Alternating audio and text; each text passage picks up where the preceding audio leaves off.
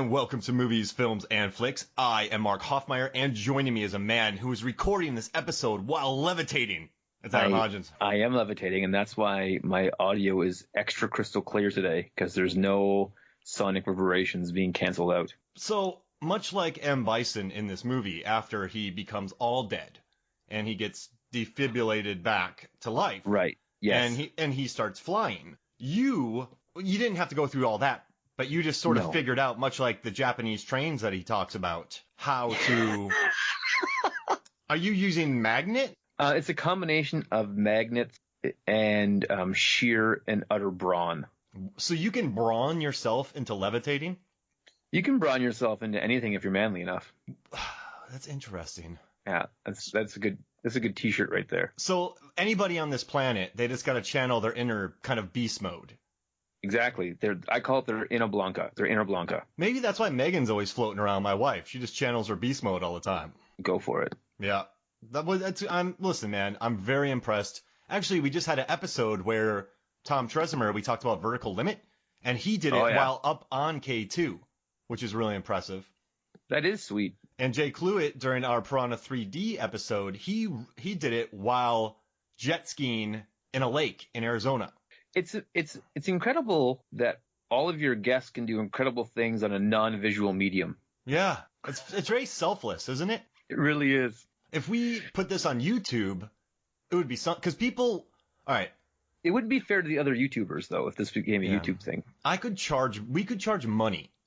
So you recorded a crystal clear episode while levitating. You recorded a crystal clear episode while up on K2 with no oxygen, and you recorded a perfect episode while in a jet ski trailer that propels itself via water across the country. Perfect. Sound, audio, everything perfect. Right. So you do that, who's going to listen to Chocolate Rain? Imagine the tutorial. Oh, yeah. People would just be passing out, wiping out. People would listen to the podcast just so they'd understand the context of the tutorial. Here's what we need to do. Talk to me. A levitating jet ski on K2 recording an episode. That's amazing.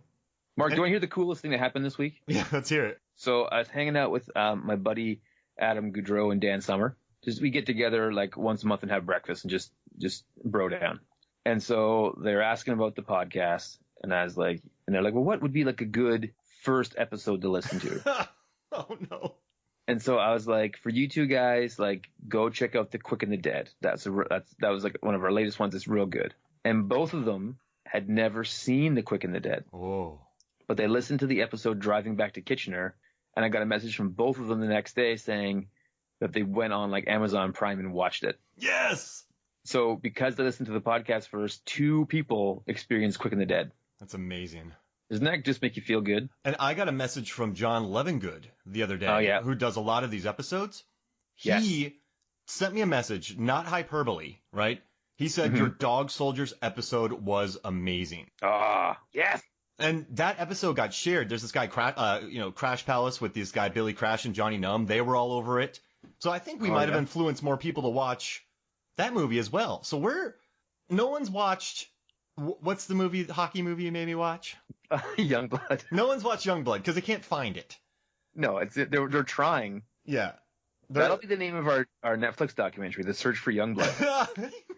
People will think it's about these vampires, but it's not. It's just about us looking for a hard copy of the movie Youngblood. If I was kidnapped and someone said, tell me the 5 MFF episodes that sum up your 250 podcast episodes precisely, what would they be? I think Peter Rabbit would be number 1. Wouldn't it though? 2 hours. 2 hours of sheer bliss. Now, did they like Quick and the Dead? So what Dan Summer, who Adam Goudreau really liked the movies. I liked the movie, but Dan Summer said, I don't watch Westerns. I loved this movie. What are more Westerns you'd recommend? Wow. It's a Sam Raimi Western, right? Would you say? Yeah. Yeah, it is. And so I'll tell you the list I sent him. You tell me if you agree with it or not. Okay. This is the Western list I sent. Before you get into this, can I just say one thing real quick? Yeah. I just had a funny visual of me in my head just violently disagreeing with it. Because you and I have never had a violent disagreement. We've never had a genteel disagreement Well, No, yeah, we have, but it was more. I don't want to bring it up, but we've had a very almost the most amicable disagreement in the history of the world. But I just Yeah. picture myself you reading these things and just freaking out like Chris Farley when he learns about his coffee. So actually, right now at this moment, we are head to head in a poll movie competition. Yeah, we are. Which is the closest thing to an argument we've ever had. I haven't even looked at it. Oh wow, we're close. It is neck and neck, sir. I have a feeling we're gonna break the all-time vote record. So if you go to MFF Facebook, you will see the results. The results, and it might be a little later, but also we put up a lot of polls on there. So you know what? Let's do something real quick. And okay. I want to put you on the spot. You and I are going to do a movie draft. 5 movies. And we're going to put this up on Movies, Films, and Flicks Facebook the day after this podcast hits. Okay? All right. So you and I are going to draft 5 Westerns for people who don't watch Western. Okay. Right now. So pick a number between 1 and 2. 2. All right, you go first. All right, so I'd say Tombstone. Oh, brother, you just won it. All right, well, I'll say, geez Louise. Oh, man. You can't trump that. All right. No. So this is for people who don't watch Westerns, correct? Right. All right, Maverick.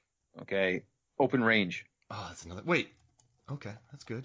All right, well, then Unforgiven. Yeah, that's good. Silverado. Oh, Silverado. Oh, I got a good one. Bone Tomahawk.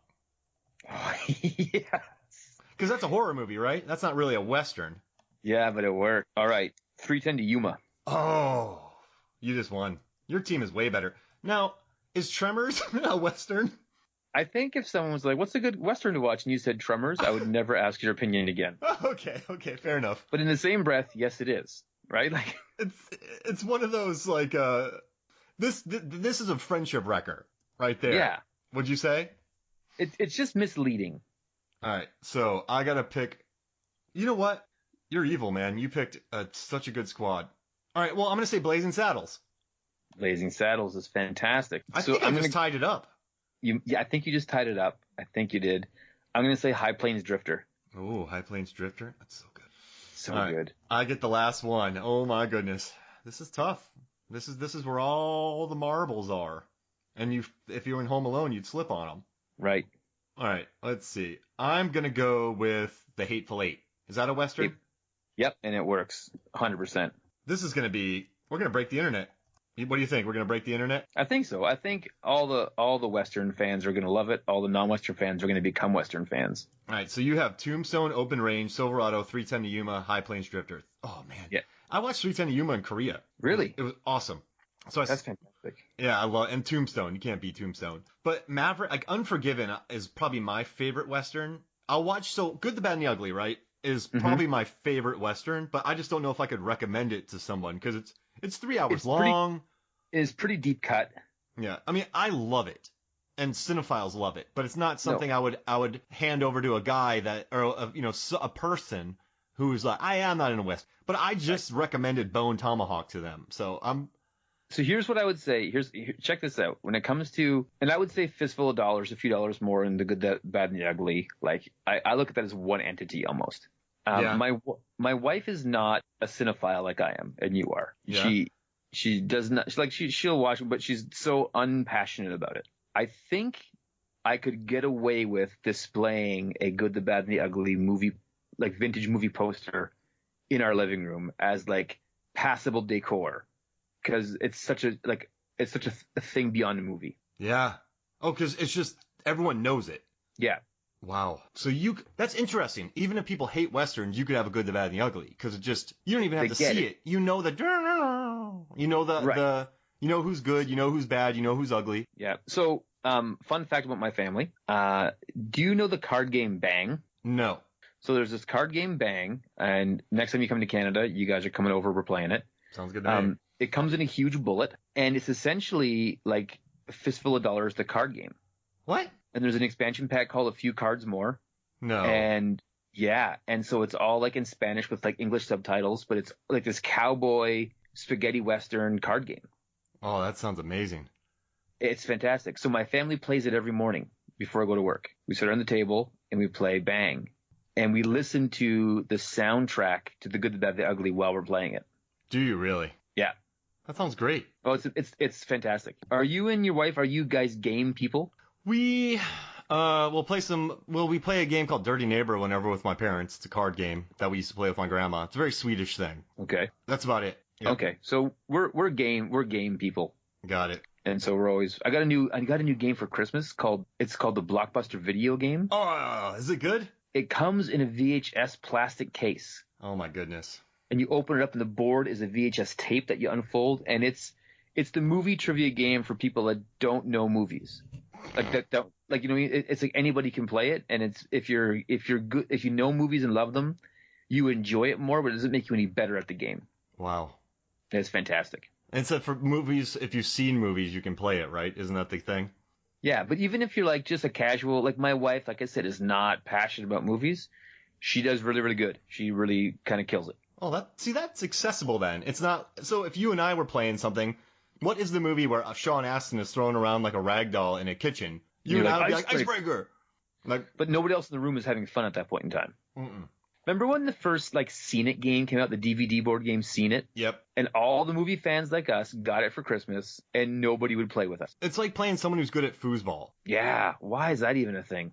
You know when people are really good at foosball, you just want to. It's no fun. No. Leave me alone. Here's your trophy. You win. Congratulations. I'll put my quarters down. You can keep them. Exactly. Did you ever rent Street Fighter at a Blockbuster? I did. Street Fighter 2 Turbo Edition for the Sega Genesis. Oh my gosh. What about the VHS tape with JCVD? I rented it the first weekend it was out on VHS. Did you see it in theaters? I sure did. What do you think about this movie? Okay. Oh, so... Hey, I just want to say, that's the first time I think I've ever redirected a conversation back to the movie we're supposed to be talking about. You impressed? No, you've really matured as an individual. So, this movie came out, 1990? 94. Okay, so 13-year-old Adam and 38-year-old Adam have different opinions of this movie. I want to hear it. But when 13-year-old Adam saw there was a Street Fighter movie coming out starring Jean-Claude Van Damme in 93, I think I said to my friend Brandon at the time, who was my best friend, there may never be a better movie than this. Never. This may be the perfect movie. I don't think people realize also how big Tekken was in 93, 92, 94. I mean, it sold over 10 million copies on Super NES, Sega Genesis. This game was a worldwide phenomenon. And that's not even hyperbole. It was a phenomenon. Huge. Giant. Yeah. Yeah. And so go for it. Well, in those few years, the conversation around Playgrounds was, what do you think is better, Mortal Kombat or Street Fighter 2? Street Fighter 2. Right. Well, everybody had an opinion. It changed from day to day, but you picked a camp, you sat with it. Everybody owned both games, but you just played and played and played. Yeah. Were you the back forward guy and the E-Honda with the hands? No. Or were you a strategist? I was a Ryu and Ken expert. Wow. I was the back forward with Raiden. Oh, yeah? And I would just use the hand thing with E-Honda. Oh, yeah. And when people screamed at me, I was like, learn how to block. Yeah, 100 hand slaps. And then when they learned how to block, I got destroyed. Yeah, no, it's like in Mortal Kombat, you do the somersault kick, somersault kick, somersault kick, yes! 4 times win. Yeah. My game never evolved. No, that was it. I can see you being a Ryu Ken expert. Yeah, just got real good with those guys. I was a one character guy. So it was Sub-Zero in Mortal Kombat, and it was Ryu/Ken in Street Fighter 2. Do you ever play Tekken? Guy. So Tekken 3 for PlayStation was like the evolution of this. Who do you think was my player? You were definitely an Eddie Gordo guy. I was King. The Japanese luchador. Yeah. Yes. Yeah. So I was a Horion guy. Nice. With those fast kicks. I like the boxing of King. Yeah. I was terrible. Not but you didn't love the boxing of Balrog. No, I didn't. Well, because I couldn't 100 hand slap with Balrog. If I could do like a windmill with Balrog, I'd do it. So here is my